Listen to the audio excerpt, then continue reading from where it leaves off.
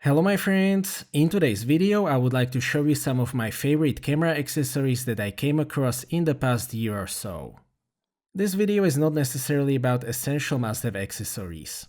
Thanks to this channel I have an opportunity to test a lot of interesting camera gadgets that won't always make it into my videos. That is why I have decided to make this video, which is basically just a collection of recently released camera accessories that are in my opinion worth checking out. At the moment, I mostly use two tripods.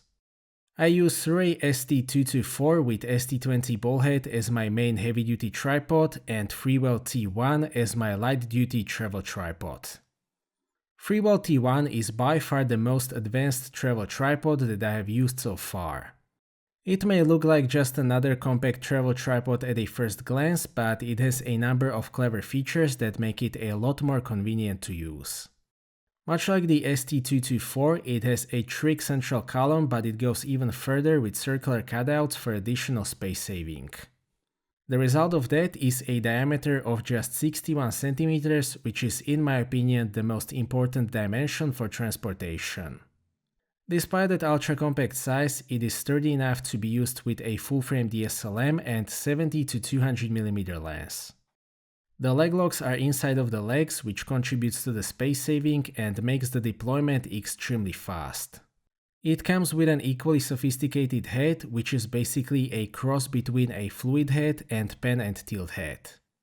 One thing that I haven't emphasized sufficiently in my full review of this tripod is that the head can fix very heavy setups in place remarkably well with no play whatsoever. It is basically as sturdy as the ST20 on my main heavy-duty tripod. Other smart features include the option to shorten the central column, use one of the legs as a monopod, integrated Allen key in the hook, smartphone holder integrated into the mounting plate, and so on.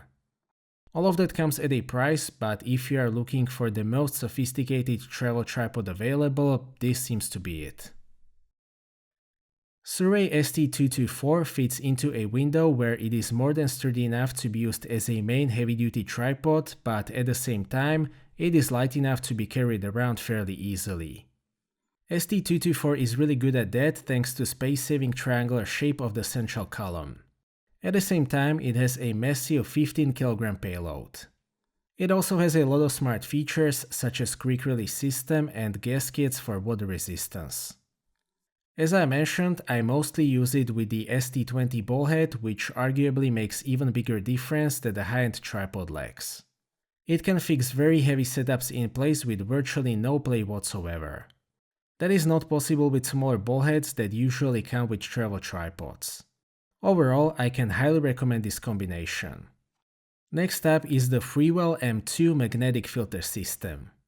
This is basically a new version of Freewell's original magnetic system from 2019. The base principle is the same. You get a magnetic adapter ring that you can attach to the lens using the filter thread, and then you can attach the filters magnetically. It is a very simple system, but it saves a lot of time in the field. I have tested these filters with a 61 megapixel full-frame sensor, and there is no visible decrease in image quality even with very dense filters such as ND1000.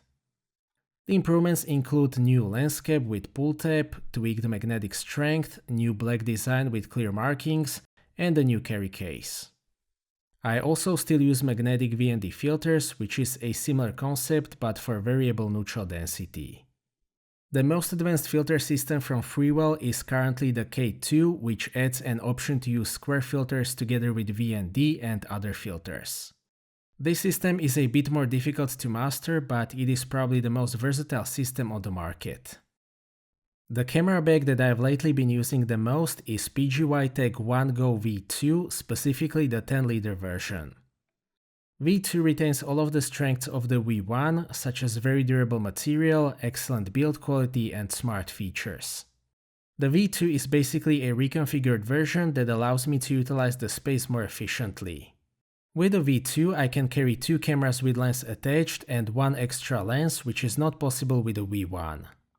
It also fits a 14-inch MacBook Air more comfortably, and there is enough space in the front compartment to fit 11-inch tablet.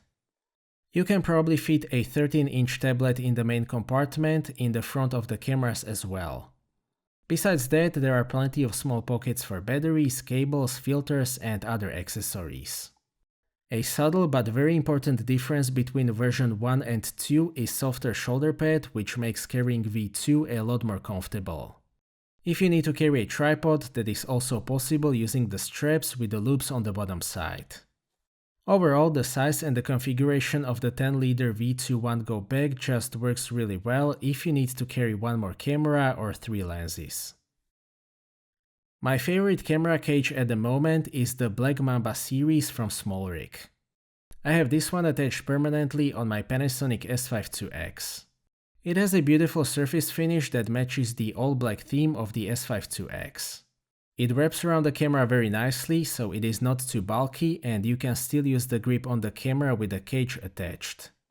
All of the usual SmallRig features, such as integrated Arca plate, Ari-style mount, cold shoe, and so on, are available as expected. Various threads are located all over the cage, so if you need to add anything or use it as a base for your rig, that is very possible. The quality and the machining is outstanding, as is usually the case with SmallRig. This case also fits Panasonic G9 II and it is available for some Canon cameras. Another clever gadget that I use a lot when traveling is this memory card reader and storage from PGYTECH. First of all, it is a card reader that works with both SD cards and microSD with no need for an adapter. Besides that, it allows you to store 4 full-size SD cards, 4 microSD cards, and 2 nano SIM cards. Last but not least, there is also a SIM card removal tool, which is very useful as long as your smartphone still uses physical SIM card.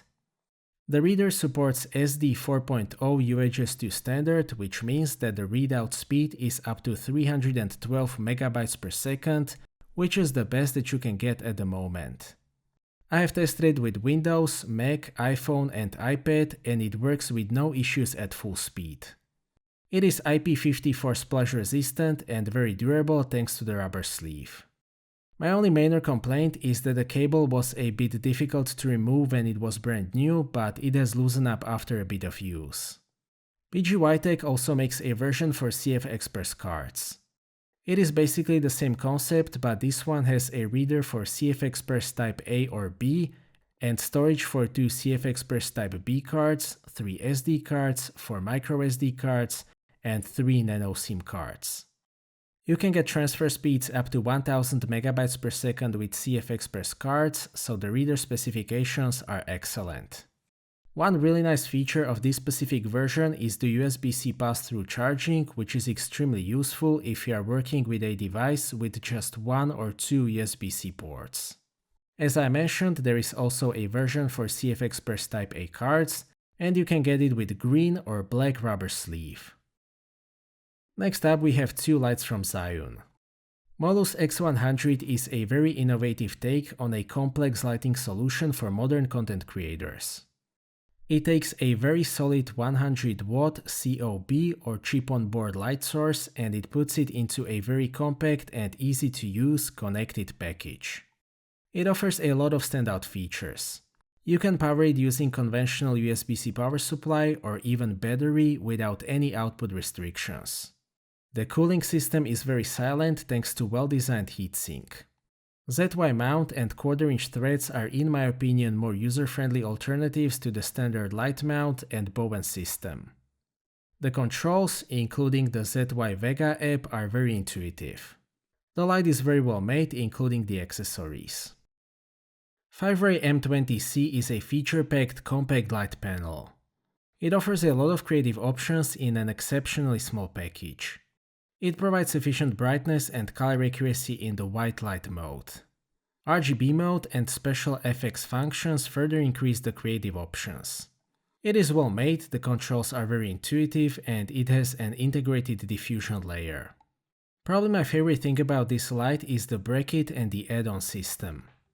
It makes mounting accessories very easy, and magnetic add-ons such as honeycomb filter or even the small barn door give you even more control of the light that it emits. The price is also great. It is actually cheaper than some light panels from respected brands, but it provides a lot more features at the same time.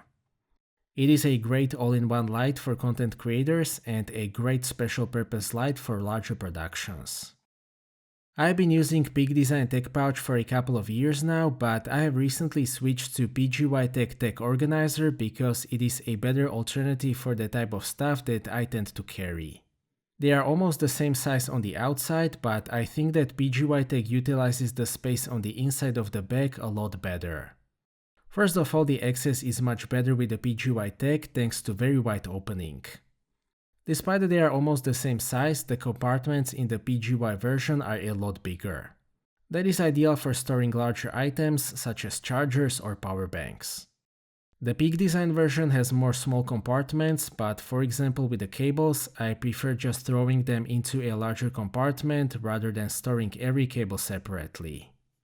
I have the green version, but it is also available in black and light gray. The fabric is very nice and it should be waterproof, including the zipper. Overall, it is a very good design in my opinion, and I think that a tech organizer in general can make your life a little bit easier while traveling. Regarding the gimbals, I have currently settled on two gimbals from Zhiyun. Crane 4 is an excellent heavy-duty gimbal. In terms of the performance and the smoothness, it is the most capable gimbal that I've ever tested. It provides Crane 3's level of performance whilst being lighter by almost 1 kg. Smart features from lighter gimbals such as Bluetooth camera control, integrated light or sling system are very nice quality of light improvements.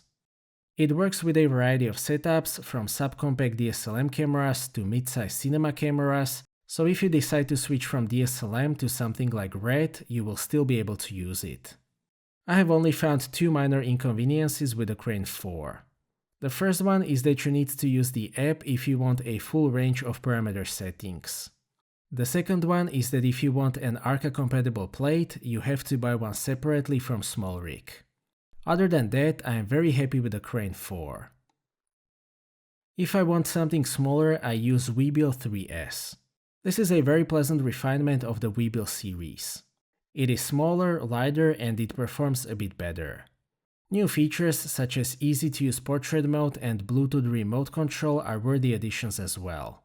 Also worth mentioning is the new sling system, which is easier to install and more comfortable to use.